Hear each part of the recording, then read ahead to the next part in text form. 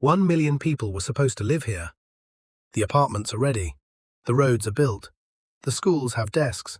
The hospitals have beds. The shopping malls have escalators that still move. Up and down, up and down. For no one. This is Kangbashi, a brand new district built from empty desert in Inner Mongolia, China. It cost $40 billion to construct. The Chinese government called it the city of the future. Planners said 1 million residents would arrive within a decade. Today, roughly 20,000 people live here. That is 2% of the target. The other 98% never came. The escalators keep moving. The streetlights turn on every night. And the question nobody in Beijing will answer out loud is this: how does a government spend $40 billion building a city and then act like it never happened? To understand Kangbashi, you have to understand coal. In the early 2000s, Ordos is the richest city in China per capita. The ground beneath it holds 1/6 of China's entire coal reserves. The boom creates millionaires faster than the city can count them. Money arrives so fast that local officials do not know what to do with it. The answer, they decide, is to build. In 2003, the Ordos city government announces a plan. A brand new urban district called Kangbashi will rise 25 kilometers from the old city center.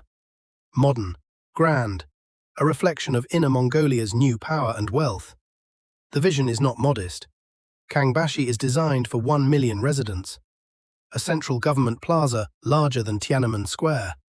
Museums, a library shaped like a giant book. A stadium, 8-lane boulevards. Towers built to international standards.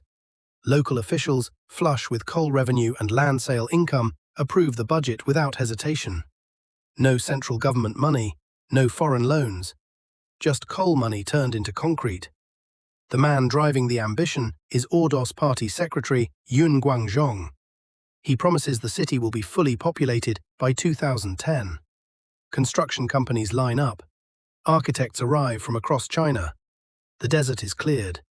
In 2004, the first foundations are poured.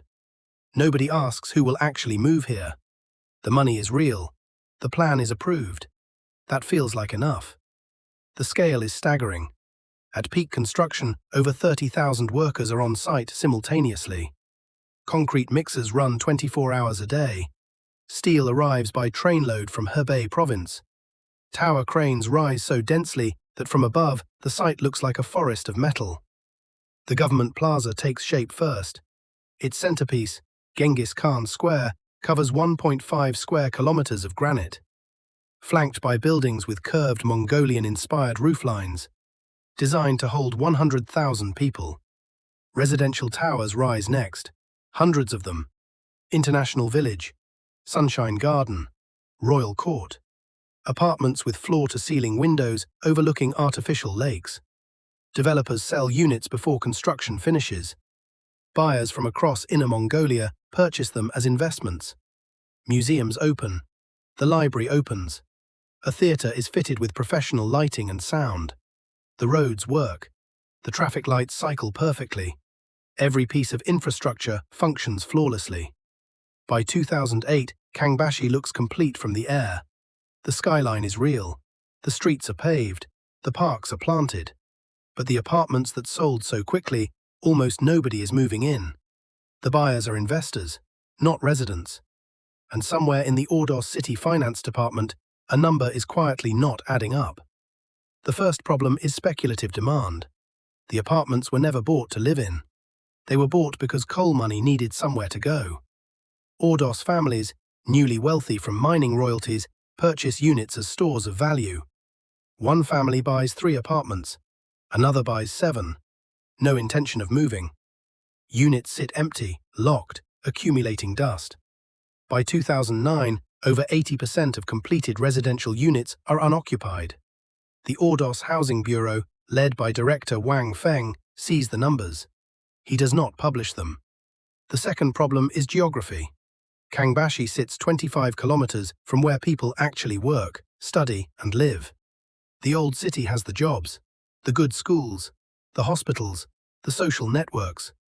No major employer relocates to Kangbashi. Government buildings move in 2006, but staff commute from the old city. Even civil servants who officially work in Kangbashi do not live there. The third problem surfaces in 2011. Coal prices peak and begin falling. Ordos City's royalty income drops 30% in 18 months. Land sales slow sharply.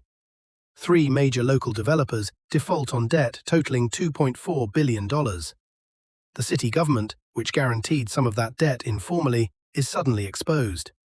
3 problems, 3 completely different sources. Speculation, geography, debt. None were in the original plan. All were visible to anyone who looked.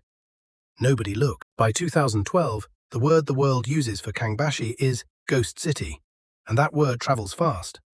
Al Jazeera broadcasts aerial footage. 8-lane roads with no cars, towers with no lights, a fountain running in an empty square, a Ferris wheel turning for no passengers. The video reaches 40 million views. Ordos becomes a global symbol, not of Chinese ambition, but of Chinese waste. Beijing notices. The National Development and Reform Commission launches a national review. It identifies 50 similar ghost city developments across China. Kangbashi is the most visible, the most photographed, the most embarrassing. Local officials respond. Subsidies are offered to companies relocating to Kangbashi. Tax breaks announced. Government workers quietly told that moving there will help their careers. A new school is staffed with the best teachers from the old city. A deliberate attempt to remove the education barrier keeping families away. None of it works fast enough. The moment the project could have been saved was 2009. Construction was complete. Population inflow was still possible. A mandatory relocation policy, forcing agencies, schools and hospitals to move, could have seeded the numbers needed. Yun Guangzhong chooses not to act. Forced relocation is politically dangerous. He leaves office in 2011 without implementing it. His successor inherits a city with no people, falling coal revenue, and a debt emergency. The window has closed. What was a planning problem in 2009 is now an economic crisis in 2012. In 2012, Ordos enters full debt crisis. Local government financing vehicles owe $14.4 billion in total. Coal prices are down 40% from peak. Land sales revenue collapses 60% in 1 year. The city cannot service its debt from current income. Private lenders, individuals who loaned money to developers through informal networks, demand repayment. Developers cannot pay. Courts are overwhelmed. Over 2,000 property lawsuits filed in a single year. Some lenders lose everything. Local media reports at least 14 suicides directly linked to the debt collapse. The Wall Street Journal publishes an investigation. China's ghost city goes from boom to bust. It names officials. It names figures. The story spreads online before censors remove it. The damage is done. Beijing sends a financial inspection team. The internal report finds that debt disclosure was incomplete, that risks were systematically hidden from higher authorities. Several officials face disciplinary review. Kangbashi is no longer just an empty city. It is physical proof that China's model, build first, people will follow, has a breaking point. And that breaking point has a name and a location. China does not abandon Kangbashi. It tries to fix it. Between 2013 and 2018, the Ordos government consolidates schools. Every top-ranked school in the old city relocates to Kangbashi. Parents who want the best education for their children must move. This is not an incentive. It is quiet compulsion. It partially works. By 2015, the population reaches 100,000. Restaurants open near the plaza. A shopping district shows real life. For the first time, there is genuine foot traffic on some streets. This is the false recovery. 100,000 is not 1 million. The outer residential towers remain dark. Entire neighborhoods, built, plumbed, wired, landscaped, have occupancy rates below 5%. The debt still exists. The defaulted developers are still restructuring. The banks holding those loans carry assets worth a fraction of their book value. In 2021, China's property crisis deepens nationally with the collapse of Evergrande, $300 billion in debt. Ordos is no longer unique. It is a preview of what the entire country is experiencing. Today, the population is estimated at 150,000 to 200,000, still 80% below target. The city functions. It is not dead, but it is not what was promised, and nobody knows what it will become. Today, the escalators in Kangbashi's empty malls are still moving. The Genghis Khan Square is empty most days. The library has more books than readers. The stadium has hosted perhaps a dozen events in 20 years. The streetlights come on at dusk and illuminate roads that carry almost no traffic. $40 billion spent. Roughly $200,000 for every person who actually came. The officials who approved it have retired. The developers who built it have restructured or disappeared. The coal that paid for everything is running out. The families who bought apartments as investments are still waiting, some for 20 years, for the value to return. At least 14 people died over money borrowed to build this city. Their names are not on any plaque in Kangbashi. China has built 50 cities like this one. The concrete is already poured. The lights already run on timers. So here is the question nobody in any government building will answer.